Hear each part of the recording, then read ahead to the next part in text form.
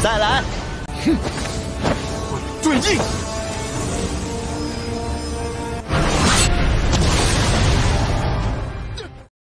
！Halo Sobat Dongnim, gimana kabarnya kalian nih? Aku harap kalian semua dalam keadaan sehat selalu ya. Oke Sobat, di kesempatan kali ini aku akan membahas alur cerita Donghua berjudul Zhu Tianji part yang ke-6. Para sobat yang mungkin belum nonton part sebelumnya, langsung aja cek link yang ada di deskripsi video ini. Buat kamu yang penasaran dengan kelanjutannya, yuk kita langsung aja gas ke alur ceritanya.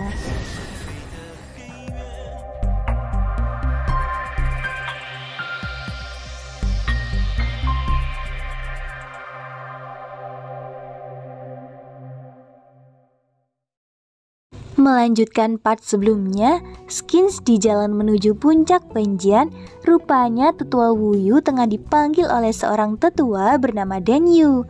Pada saat itu, Deng Yu menanyakan kejadian hari ini yang kelihatannya membuat Wu Yu repot-repot pergi ke puncak Wenjian. Alhasil, Wu Yu menjelaskan kalau sebenarnya ia ingin menemui ketua sekte setelah mengetahui kalau Song Tianxing telah membawa berita mengenai kebocoran segel Kaisar Iblis. Oleh karenanya, Wu Yu memuji keberanian Song Tianxing. Nah, di sini Song Tianxing itu merupakan seorang murid tetua Deng Yu dari puncak hukuman surgawi.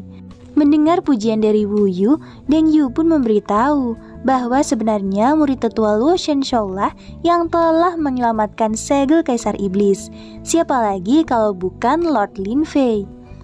Alhasil, Wu Yu pun akhirnya mulai mengerti niat baik Lin Fei yang sebenarnya. Selain itu, Deng Yu juga memberitahu kalau ketua sekte telah memberikan sebuah hadiah pada Lin Fei untuk digunakan menempa pedang di tempat Wu Yu. Mendengar hal itu, Wu Yu pun langsung bergegas kembali menuju puncak pedang tajam yang mana di sana terdapat Lin Fei yang sedang dihukum. Sementara itu, Lin Fei sendiri tengah masih berhadapan dengan monster api salamander di dalam tungku pedang.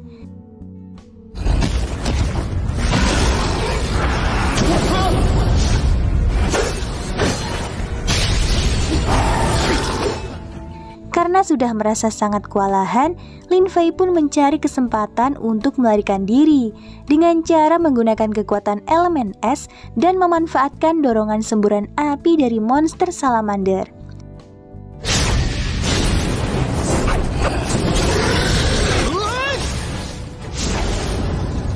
Di sisi lain, tetua Wu Yu yang baru saja datang, ia pun langsung menanyakan keberadaan Lin Fei. Namun, Li Chun justru malah memfitnah dengan mengatakan kalau Lin Fei telah melarikan diri. Alhasil, Li Chun pun mulai mengarang cerita. Setelah mengatakan semua, Li Chun sangat yakin kalau tetua Wu Yu telah mempercayai perkataannya. 怎会如此反常？然后林飞害怕了，就求我放他下来。是你亲眼所见？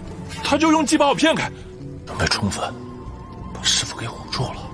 Tak berselang lama, Lin Fei pun akhirnya berhasil keluar dari dalam portal tungku pedang. Setelah kemunculan Lin Fei, hal itu pun akhirnya berhasil mematahkan kebohongan yang telah dibuat Li Chun sejak awal. Sesaat kemudian, Lin Fei pun berpesan kepada tetua Wu Yu agar tidak lagi menggantung seseorang di atas tungku pedang, karena di dalam sana sangat berbahaya. Namun, Lin Fei sendiri merasa sangat beruntung setelah berhasil selamat. Oleh karenanya, tetua Wu Yu pun sangat murka kepada Li Chun. Sontak, Li Chun pun langsung mengakui kesalahannya. 这到底是怎么回事？我错了，师傅，我错了。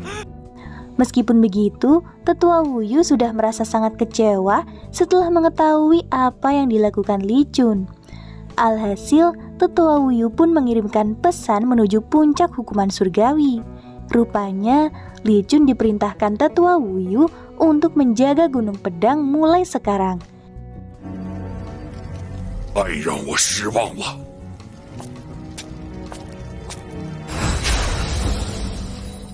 便去看守剑山吧。Meskipun Li Jun saat itu meminta kesempatan kedua, tetap saja Tetua Wuyu sudah sangat kecewa. Alhasil mau tidak mau, Li Jun pun langsung pergi melaksanakan hukumannya.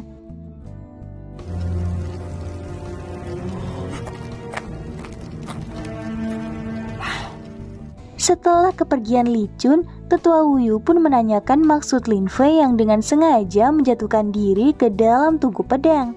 Rupanya, Lin Fei berusaha menyangkal kalau ia tidak mungkin sengaja menjatuhkan diri ke dalam tungku pedang. Untuk menutupi rahasianya, Lin Fei pun tidak menceritakan kejadian yang sebenarnya, melainkan menyebut kalau semua itu hanya sebuah kecelakaan. Namun, Tetua Wuyu tetap tak menduga kalau Lin Fei ternyata bisa menyingkirkan rantai kobaran api, bahkan keluar dari dalam tungku pedang dengan selamat meskipun hanya di ranah Yan Yuan. Meskipun begitu, Lin Fei sendiri rupanya tengah berpura-pura rendah hati. Rupanya Tetua Wuyu juga menyadari kalau Lin Fei sedang membodohi dirinya, bahkan sempat menduga kalau Lin Fei memang memiliki keterampilan pengendali api rahasia. Di sisi lain, Lin Fei sendiri memang sengaja membuat Tetua Wuyu menebak-nebak rahasia yang ia miliki. Ternyata Tetua Wuyu sama sekali tidak memaksa Lin Fei mengatakan yang sebenarnya, sehingga ia pun memilih untuk melanjutkan melakukan penempaan pedang. Pada saat itu, Lin Fei meminta Tetua Wuyu agar menanamkan benih pedang kelas terbaik untuk dirinya. Mendengar hal itu, Tetua Wuyu justru malah berniat melakukan negosiasi dengan cara memberikan bahan terbaik kepada Lin Fei. Sebagai gantinya, Tetua Wuyu meminta Lin Fei agar memberitahu teknik rahasia pengendalian api. Lantaran saat ini dirinya sangat membutuhkan keterampilan teknik pengendalian api. Meskipun begitu, ternyata Lin Fei sendiri sudah memiliki bahan terbaik untuk menanamkan benih pedang. Alhasil, ia pun menunjukkan emas murni cahaya hitam besi Phoenix yang telah berhasil didapatkan dari Aula Wan Bao. Melihat hal itu, Tetua Wuyu pun sangat terkejut. Sampai pada akhirnya, Tetua Wuyu meminta waktu selama 7 hari demi menempatkan pedang untuk Lin Fei. 可还能入眼？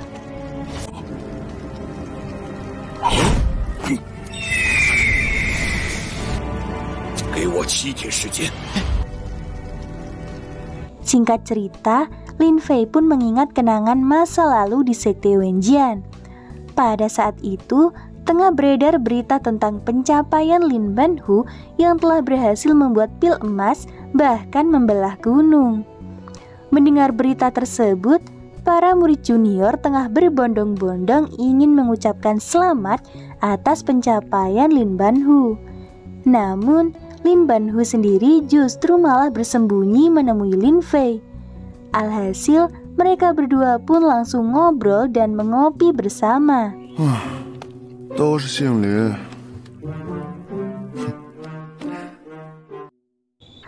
Setelah mengingat semuanya, Lin Fei pun kembali bersemangat. Tak berselang lama, Lin Fei diperlihatkan segerombolan para murid junior yang kelihatannya tengah sedang menyaksikan pertarungan seseorang. Rupanya, saat itu Song Yang dengan kawan-kawan tengah sedang bertarung melawan seorang murid senior dari puncak Jari Surgawi bernama Shihe. Sontak, lengan Song Yang tiba-tiba terluka akibat menerima serangan brutal. Alhasil, Lin Fei pun datang menghentikan pertarungan mereka.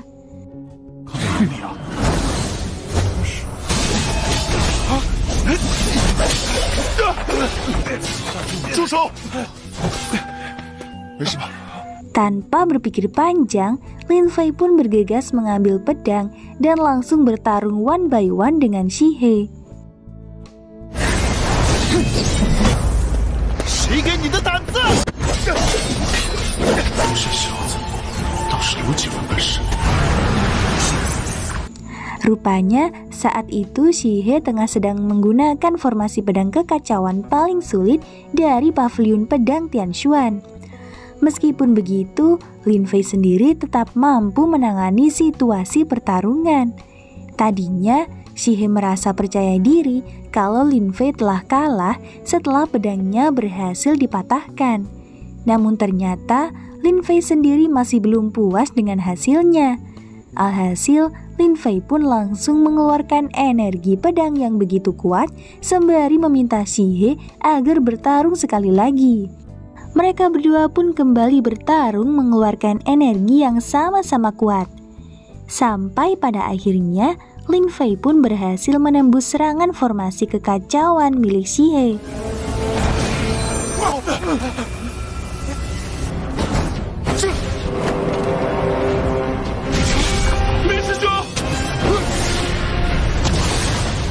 Alhasil, Xie He pun akhirnya mengaku kalah. Setelah pertarungan selesai, mereka berdua pun saling memperkenalkan diri. Di saat yang sama, Xie He sangat berharap akan bisa bertarung melawan Lin Fei di kompetisi warisan sejati. Alhasil, Xie He pun langsung bergegas pergi. Tak berselang lama, Lin Fei pun menyuruh Song Yang agar menceritakan apa masalahnya dengan Xie He. Setelah menceritakan semuanya, Lin Fei pun berpikir sejenak. Rupanya, Song Yang dan kawan-kawan telah membeli peta harta karun dan pergi menuju gurun Shihai untuk menggali harta karun. Akan tetapi, mereka bertiga malah gagal menggali harta karun, melainkan justru malah menggali keluar Xie He dari timbunan pasir. Namun, Song Yang sendiri masih ngeyel kalau hobi yang dilakukan Shihai sangatlah aneh, yakni menguburkan diri di dalam pasir. Sontak, Lin Fei pun tak segan-segan menggetok kepalanya. Alhasil, Lin Fei pun memberitahu Song Yang mengenai tentang teknik yang biasa digunakan oleh para murid jade surgawi. Setelah itu, Lin Fei pun menyuruh Song Yang agar segera menyembuhkan lukanya, sembari berpesan agar tidak lagi mempercayai orang yang menjual peta harta karun murah.